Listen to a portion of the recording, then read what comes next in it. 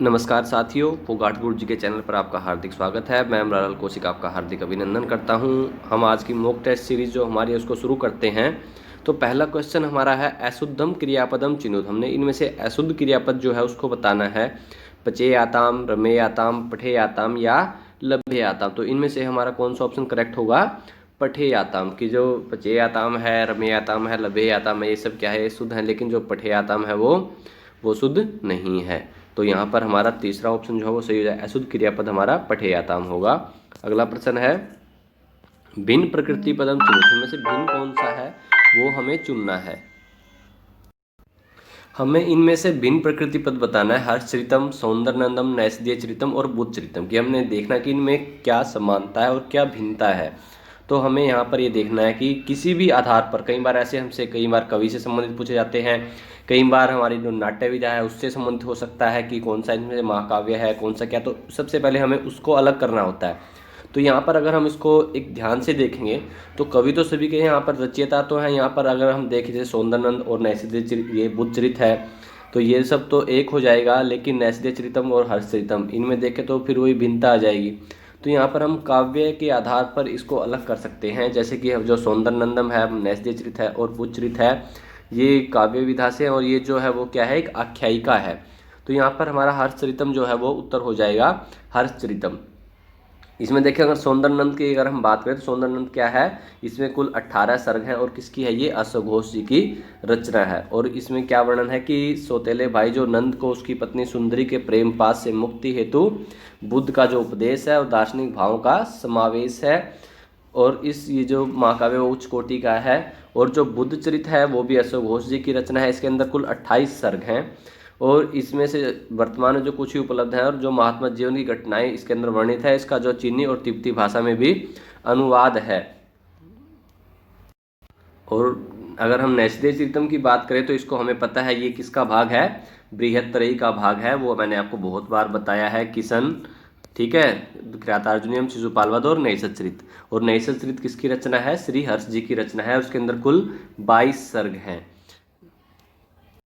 और जो हमारा अंतिम बचता है वो है हर्षचरितम। ये किसकी रचना है? बाणभट्ट जी की रचना है। हर्षचरितम किसकी रचना है? बाणभट्ट की। और हमने बताया कि ये क्या है? कि आख्यायिका है। इसके अंदर कुल 8 उच्छ्वासों में ये बटा हुआ है। इसके अंदर कुल 8 उच्छ्वास हैं। तो इसलिए हमारा यहाँ पर जो आंसर होगा वो हर्षचरितम होगा, पहला ऑप्शन। अगला प्रश्न है भारतीय दर्शनेशु आस्तिक दर्शनानि कति। भारतीय दर्शन है उसमें आस्तिक दर्शन कितने हैं? 8, 10, 6 या 4? कितने आस्तिक दर्शन हैं? हमें पता है कि जो हमारे दर्शन है वो आस्तिक और नास्तिक दो भागों में विभक्त है। तो वहाँ पर आस्तिक कितने हैं और नास्तिक कितने हैं उस संख्या को हमें बताना है यहाँ पर हमें। और आस्तिक दर्शन वो है जो वेदों को मानते थे, वो आस्तिक दर्शन थे, और जो नहीं मानते थे वो नास्तिक दर्शन थे। तो आस्तिक दर्शन जो है वो हमारा सबसे पहले प्रश्न की अगर हम बात करें तो यहाँ पर हमारा 6 होगा। हमारा जो तीसरा ऑप्शन है वो सही हो जाएगा। आस्तिक दर्शन थे वो कुल 6 थे और जो नास्तिक दर्शन थे वो 3 थे, बौद्ध, जैन और चारवाक। और अगर हम आस्तिक दर्शन की बात करें तो ये हमारे सामने आस्तिक दर्शन है न्याय दर्शन, वैशेषिक दर्शन, सांख्य दर्शन, योग दर्शन, वेदांत दर्शन और मीमांसा दर्शन। ये कुल 6 हैं आस्तिक दर्शन। और हमने नास्तिक दर्शन बताया 3 थे, बौद्ध, जैन और चारवाक।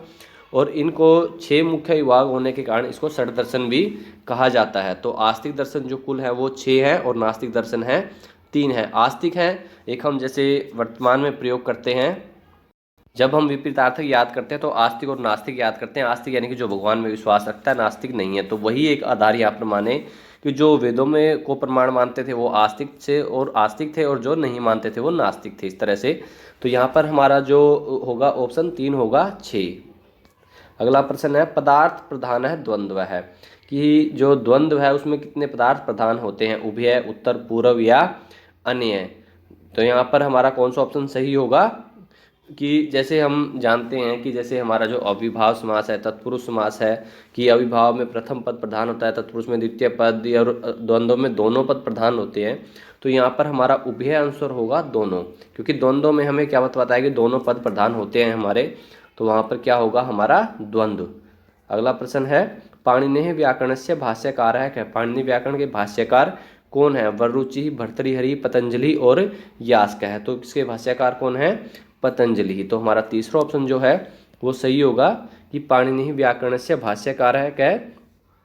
पतंजलि। अगला प्रश्न है तिष्ठन्त्याः इत्यस्मिन् पदे प्रत्यय है, तो जो तिष्ठन्त्या है इस पद में कौन सा प्रत्यय है, सत्री, कत्वतु, कत या सानस। तो यहाँ पर हमारा कौन सा प्रत्यय होगा, सत्री प्रत्यय होगा हमारा यहाँ पर तिष्ठन्त्या में। यहाँ पर कौन सा प्रत्यय होगा हमारा, सत्री प्रत्यय होगा। अगला प्रश्न है वेदांगानि कति, वेदांग कितने हैं, 6, 4, 3 या 5। इसके बारे में बहुत बार चर्चा हो चुकी है कि वेदांग कितने होते हैं, शिक्षा, कल्प, निरुक्त, व्याकरण, छंद और ज्योतिष। इस तरह से हमारे जो कुल 6 वेदांग होते हैं। तो यहाँ पर 6 ऑप्शन सही होगा हमारा। अयम आस्तिक दार्शनिक है नैव, इनमें से कौन सा आस्तिक दर्शन नहीं है, चारवाक, कणाद, कपिल या गौतम। की हमने बताया था कि आस्तिक हमारे 6 दर्शन हैं और नास्तिक 3 हैं।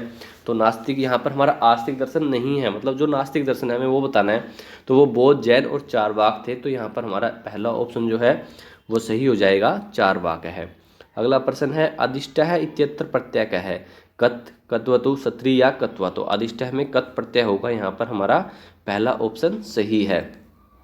अगला प्रश्न है ऊढ़ रथ है इत्यस्य विग्रह वाक्यम किम। ऊढ़ रथ है, इसका जो विग्रह वाक्य है वो क्या है, ऊढ़ः रथ है यस्य से, ऊढ़ः रथ है यस्मै से, ऊढ़ः रथ है यस्मात् से या ऊढ़ः रथ है येन से। तो यहाँ हमारा कौन सा ऑप्शन सही होगा, ऊढ़ः रथ है येन से। फोर्थ ऑप्शन जो हमारा सही हो जाएगा। नक्षत्र ही प्रकाश्यते इत्यत्र वाक्य प्रयोग है क्या, कर्मणि, कर्तरी, कर्तरी कर्मणि या भावे। तो नक्षत्र ही प्रकाश्यते कि नक्षत्रों के द्वारा प्रकाश होते हैं, यहाँ पर क्या है, भावे। तो हमारा फोर्थ ऑप्शन जो है वो सही होगा। नैषधीय चरिते कति सर्गास्म उपलभ्यन्ते, हमने नैषधीय के बारे में शुरू में ही बात कर ली है। और मैंने आपको बताया कि जिस बच्चे को अभी भी सर्ग का नहीं मालूम है तो उसको तो क्या कहें, उसके बारे में हम महान हैं वो तो, क्योंकि बार बार मैं आपको हर वीडियो के अंदर कहीं ना कहीं से संबंधित प्रश्न पूछा ही जाता है। और मैंने आपको सीधा सा एक बता रखा है कि बृहत्तरी क्या है, किसन, और इनमें क्या है 18, 20 और 22, जिससे हमें सीक्वेंसली याद भी हो जाते हैं। जैसे मुझे, मैं बार बार आपको बताता हूँ, मुझे ही ये चीज़ें एकदम दिमाग में बैठ जाती है, 18, 20, 22। तो एकदम से हमें याद है कि किरातार्जुनीयम में 18 है और शिशुपाल में 20 है और नैषध में 22 सर्ग है। तो यहाँ हमारा कौन सा ऑप्शन सही होगा, दूसरा, 22 सर्ग है नैषध चरित के अंदर। अगला प्रश्न है रेखिया विक्रम है अनेनापि व्यवह्रियते। रेखीय विक्रम जो है इससे भी व्यवहित होता है। व्यवहार निबंधन सिद्धांत है, लिखित परीक्षा, मानदंड परीक्षा या अंतर्नियंत्रित अभिक्रम है। तो वो किससे होगा, व्यवहार निबंध सिद्धांत है। तो पहला ऑप्शन जो है वो हमारा सही होगा। पाणिनि प्रणीते शब्दानुशासने कति अध्याय समुपलभ्यन्ते। जो पाणिनि प्रणीत शब्दानुशासन है उसमें कितने अध्याय मिलते हैं, 6, 8, 9 और 10। हमें पता है कि पाणिनि के शब्दानुशासन में व्याकरण में कितने अध्याय हैं, 8 अध्याय है, अष्टाध्यायी। तो इसलिए 8 अध्याय यहाँ पर हैं। तो हमारा दूसरा ऑप्शन सही होगा। गृहीतवान इत्यस्य प्रत्यय है, गृहीतवान इसमें कौन सा प्रत्यय है, कत्वतु, कत, सानच या सत्री। तो गृहीतवान में कत्वतु प्रत्यय होगा। गृही ग्रहणे, तो वहाँ पर हमारा कत्वतु प्रत्यय हो जाएगा। विलियम वुंट महोदय अस्य सिद्धांत से प्रवर्तक है। विलियम वुंट जो महोदय थे कि वो इस सिद्धांत के प्रवर्तक थे। जीवन वृत्त सिद्धांते, अंतर्दर्शन सिद्धांते, प्रयोगात्मक सिद्धांते या बहिदर्शन सिद्धांते।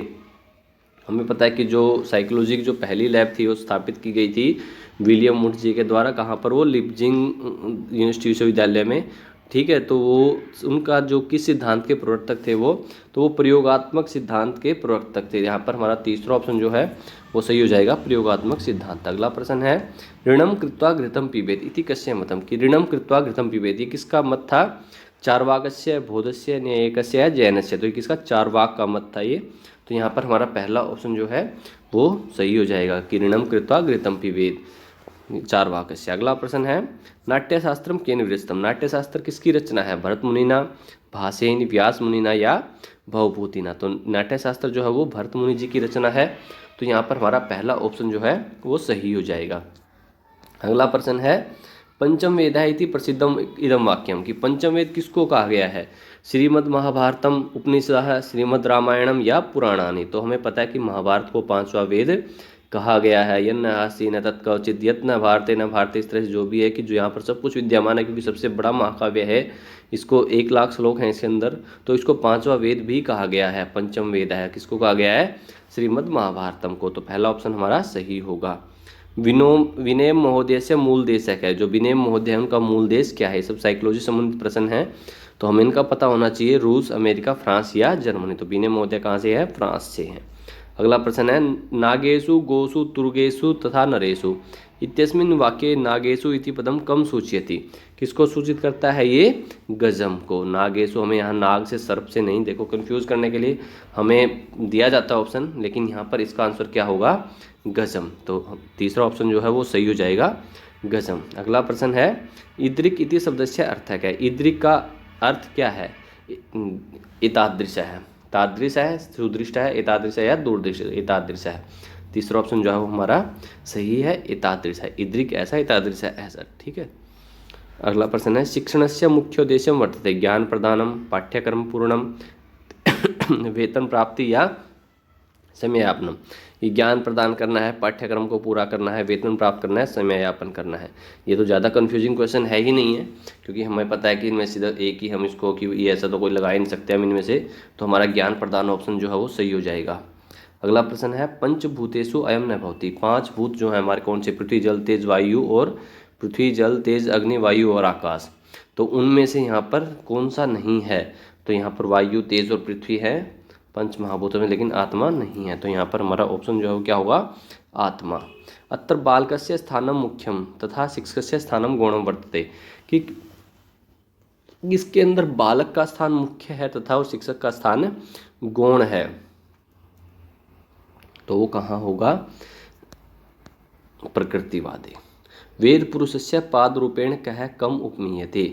वेद पुरुष के रूप में हमें कि किसको कहा जाता है? छंदस कल्प है, निरुक्तम या ज्योतिष को। कि किसको कहा जाता है वेद पुरुष के पाद के रूप में?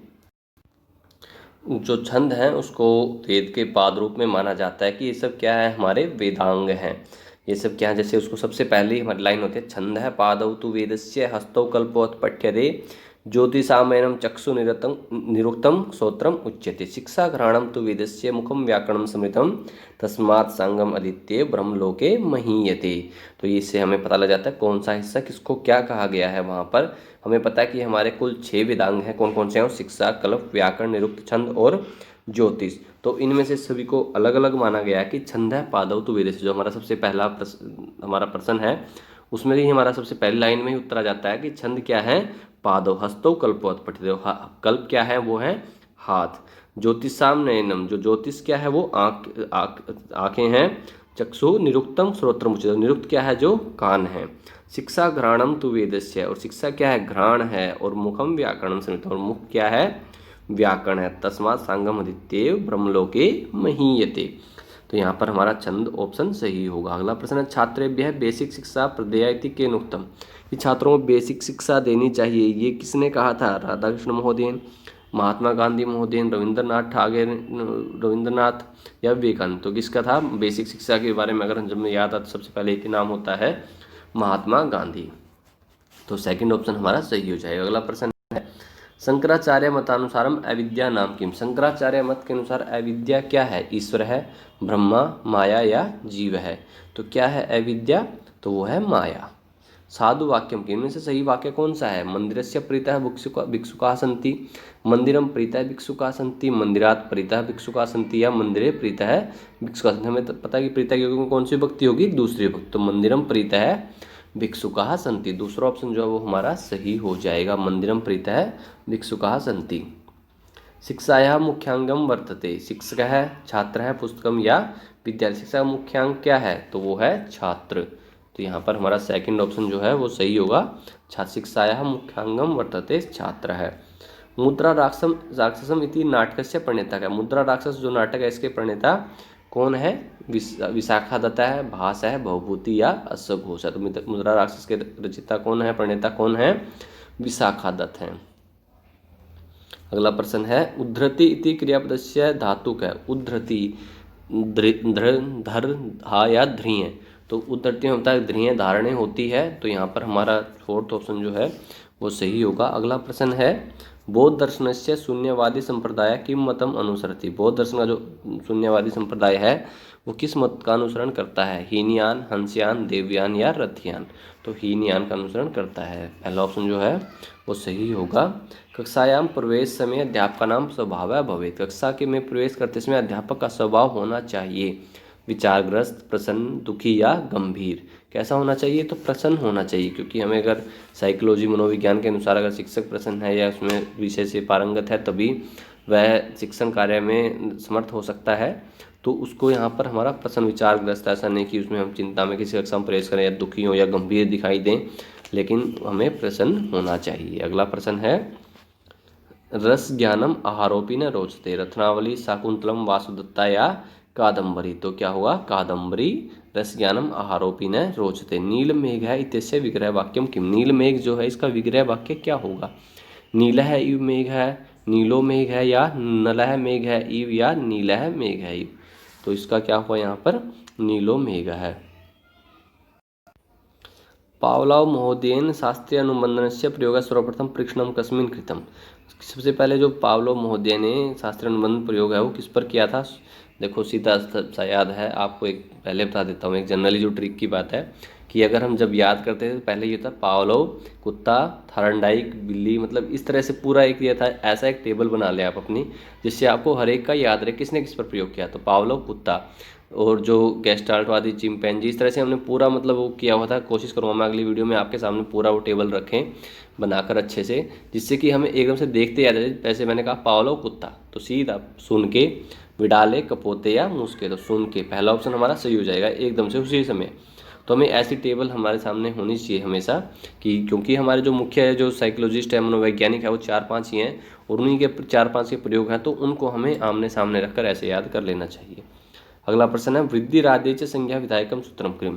वृद्धि राधेच जो है इसका संज्ञा विधायक सूत्र कौन सा है। अपिक्त है, गतिश्च, आदेच या अचोन्त्यादि। तो अचोन्त्यादि जो है तीसरा ऑप्शन हमारा सही होगा। सॉरी आदेच, एकदम से मैं ऑप्शन ये देखा आदेच, यहाँ पर हमारा ऑप्शन जो है आदेच होगा, जो क्या वृद्धि संज्ञा विधायक सूत्र होता है। अचोन्त्यादि तो टी संज्ञा करता है, लेकिन यहाँ पर हमारा जो तीसरा ऑप्शन है वो सही है, आदिच। अजंता है तैसे संधि विच्छेद है। अजंता है का क्या होता है, अच अंत है जिसमें, ठीक है, तो इसका संधि विच्छेद क्या होगा, अच अंत है। अजंता है, अजंता है या अज अंत है, तो हमारा अच अंत है होगा, कि अच जिसके अंत में है वो क्या होते हैं, अजंत।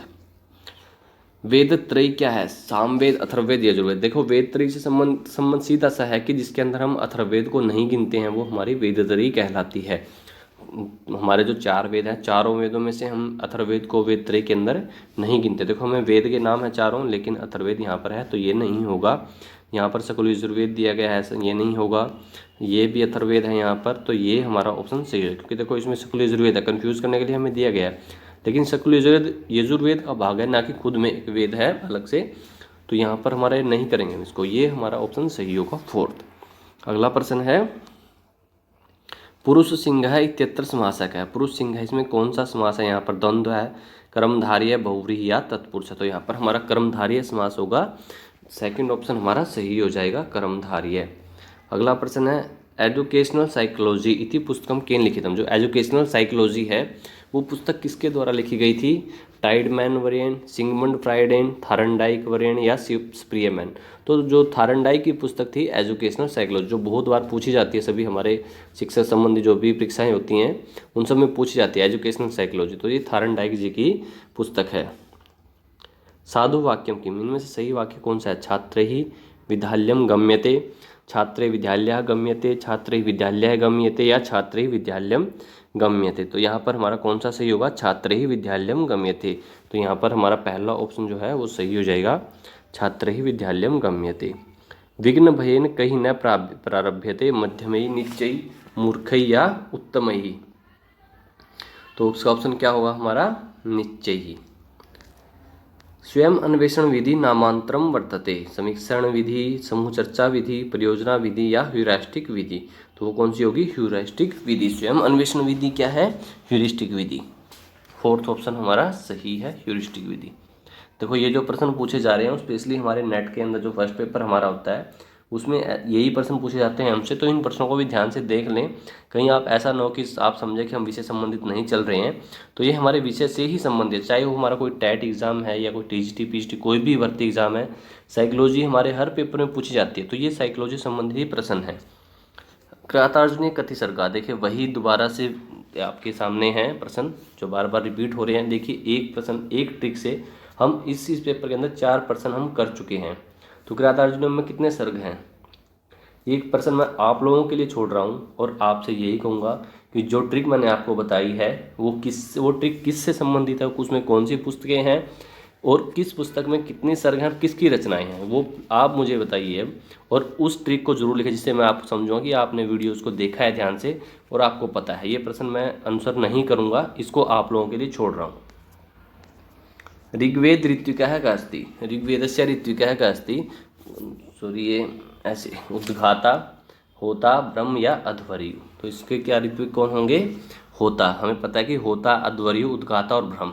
इस तरह से हम याद करते हैं ऋग्वेद, यजुर्वेद, सामवेद और अथर्ववेद के चारों इसको सिक्वेंसली, होता, अध्वर्यु, उद्घाता और ब्रह्म। तो होता क्या होगा? ऋग्वेद का, यजुर्वेद और सामवेद और अथर्ववेद, इस तरह से हैं ये, ठीक है। तो यहाँ पर हमारा ऑप्शन क्या होगा? होता। अगला प्रश्न है वांगमूलम इत्यत्र संधि क्या है? वांगमूलम यहाँ पर कौन संधि है? जसत्व संधि, अनुनासिक संधि, सचुत्व संधि या ष्टुत्व संधि? तो यहाँ पर कौन सी है? अनुनासिक संधि है यहाँ पर, दूसरा ऑप्शन सही होगा। इदम बहुभूते है काव्यम, इनमें से बहुभूति जय काव्य कौन सा है? मालविकाग्निमित्र, स्वप्नवास दत्तम, मालती माधवम या मुद्रा राक्षसम? तो मालती माधवम जी है, क्या है? मालती माधवम जो है वो बहुभूति जी की रचना है। विवेकानंद से मते विद्या मुख्योद्देश्य वर्तते, विवेकानंद जी के मत में विद्या का जो मुख्य उद्देश्य क्या है? आत्म विकास, आत्म शिक्षा, शारीरिक विकास या चारित्र्य विकास? तो क्या होगा? चारित्र्य विकास। घोटका है इत्यस्य पर्यायपदम किम? घोटक इसका पर्यायपद क्या है? गजः, सर्पः, अश्वः या खरः? तो घोटक का क्या होता है? अश्वः होता है। तो तीसरा ऑप्शन हमारा सही होगा। इदम सांख्य दर्शन से अभिमतम, आरंभवाद है, सत्कार्यवाद है, विवर्तवाद है या असत्कार्यवाद है? ये सांख्य दर्शन का अभिमत है, कौन सा है? आरंभवाद है, सत्कार्यवाद है, विवर्तवाद है या असत्कार्यवाद है? तो वो क्या होगा? सत्कार्यवाद। माघे संति त्रयो गुणा, के ते गुणा, कि माघ के अंदर 3 गुण हैं, वो कौन कौन से हैं? देखो वे जो कहावत है कि उपमहा कालिदासस्य भारवे अर्थघोरम दंडिनः पदलालित्यम माघे संति त्रयो गुणा। तो जहाँ पर ये तीनों का है वो उनको बता रहे, लेकिन उसके अंदर माँ के अंदर तीनों ही गुण बताए गए, कौन कौन से हैं? उपमा, अर्थगौरव और पद लालित्य। तो यहाँ पर हमारा पहला ऑप्शन सही होगा। देखो उसमें मैंने पूरा बता भी दिया, कई बार अगर उपमा पूछें, अर्थगौरव या पद लालित्य, तो वो क्या हुआ? उपमा कालिदासस्य भारवे अर्थगौरम और दंडिन है पद लालित्यम और माके संति त्रयो गुणा, ठीक है। तो यहाँ पर हमारा सेकंड ऑप्शन सही होगा। पंच महाकाव्य नाम प्रसिद्ध है व्याख्याकारक है। पंच महाकाव्य प्रसिद्ध व्याख्याकार कौन है? सायणाचार्य है, यास्क है, मलिनाथ है या पतंजलि? तो मलिनाथ जो है वो प्रसिद्ध व्याख्याकार हैं और पंच महाकाव्यों के प्रसिद्ध व्याख्याकार भी हैं वो। तो यहाँ पर हमारा तीसरा ऑप्शन सही होगा, मलिनाथ है। अगला प्रश्न है निरुक्तस्य विषय क्या? निरुक्त का विषय क्या है? व्युत्पत्ति, निर्वचनम, संधि या व्याख्यानम? तो निरुक्त का विषय क्या है? निर्वचन है। तो यहाँ पर सेकंड ऑप्शन हमारा सही होगा। अगला प्रश्न है पादपः इत्यत्र समास है क्या? पादपः यहाँ पर कौन सा समास है? कर्मधारय, बहुव्रीहि, तत्पुरुष है या उपपद समास है? तो यहाँ पर कौन सा समास होगा? उपपद समास है। इदम पंच महाकाव्येषु न अंतर्भवति, ये पंच महाकाव्य में नहीं होता है। विक्रमोर्वशीयम, नैषधेयचरितम, शिशुपालवधम या किरातार्जुनीयम? तो वो क्या है? विक्रमोर्वशीयम। शिक्षण प्रक्रियायाम छात्र है भवति, शिक्षण प्रक्रिया में छात्र होता है, आश्रित चर है, स्वतंत्र चर है, मध्यस्थ चर है या मूर्त चर है? क्या होता है उसमें? आश्रित चर होता है। चंद्रापीड़ है कस्य काव्य से नायक है? चंद्रापीड़ जो है किसका काव्य का नायक है? हर्षचरितस्य, वासवदत्तस्य, कादम्बरी है या नैषधचरित? तो किसके हैं? कादम्बरी के जो नायक हैं वो कौन है? चंद्रापीड़ हैं। तो यहाँ पर हमारा तीसरा ऑप्शन सही होगा। अगला प्रश्न है लौकिक व्याकरण लकारा कति, लौकिक व्याकरण में कितने लकार हैं? 8, 9, 5 या 10? तो वो 10 लकार हैं, उनमें लेट लकार जो वैदिक प्रयोग होता है, लेकिन उसके बाद जो आशीष लिंग लकार और ये लिंग विधिलिंग लकार वो फिर जुड़ जाते हैं। तो इस तरह से कुल 10 लकार ही हमारे लौकिक व्याकरण में बचते हैं। और एक मैं जो कहना चाहूँगा, जो बच्चे अभी तक हमसे इंस्टा से या टेलीग्राम से नहीं जुड़े हैं तो वो इंस्टा और टेलीग्राम का लिंक मैं आपको डिस्क्रिप्शन में दे दिया जाएगा, तो वहाँ आप हमें ज्वाइन कर लें, जिससे आपको टाइमली नोटिफिकेशन मिलते रहें। और जैसे ही कोई एग्ज़ाम आता है तो हम कई बार इंस्टा या टेलीग्राम पर भी क्वेश्चंस की मॉक सीरीज़ करते हैं, जिसके लिए वीडियोस बनाना पॉसिबल नहीं होता, कि जिससे बच्चे कम समय में ज़्यादा तैयारी कर सकें। तो इसलिए सभी बच्चे टेलीग्राम से और इंस्टा से ज़रूर जुड़ जाएं। और सभी बच्चे इस वीडियो को अपने जो भी आपके स्टडी रिलेटेड ग्रुप है उसमें शेयर कर लें, लाइक करें वीडियो को और चैनल को सब्सक्राइब कर लें जो बच्चे नए जुड़ रहे हैं। और जिस भी बच्चे जो भी सजेशन है जिस भी साथी का कि अगर आपको वीडियो कैसा लग रहा है, लाइक या डिसलाइक, तो सजेशन ज़रूर दें, आपकी तैयारी कैसी चल रही है उसके बारे में बताएं, आपको किस फील्ड से रिलेटेड ज़्यादा मटेरियल चाहिए, कि आप अगर चाहते हैं स्पेशली अगर हम स्पेसिफिक कोई वीडियो बने तो उसके लिए आप सजेशन दे सकते हैं। और किसी बच्चे के पास कोई पुराना ओल्ड पेपर है तो उसके लिए मैं आपको ईमेल आईडी डिस्क्रिप्शन में प्रोवाइड करवा दूंगा, तो आप वहां पर कोई भी ओल्ड पेपर आपके पास वो हमारे पास भेज सकते हैं, जिससे कि हम उस पेपर से जो टफ क्वेश्चंस हैं या उस पूरे पेपर से वीडियो हम उसको लेकर आ सकें। तो सभी का धन्यवाद, थैंक यू।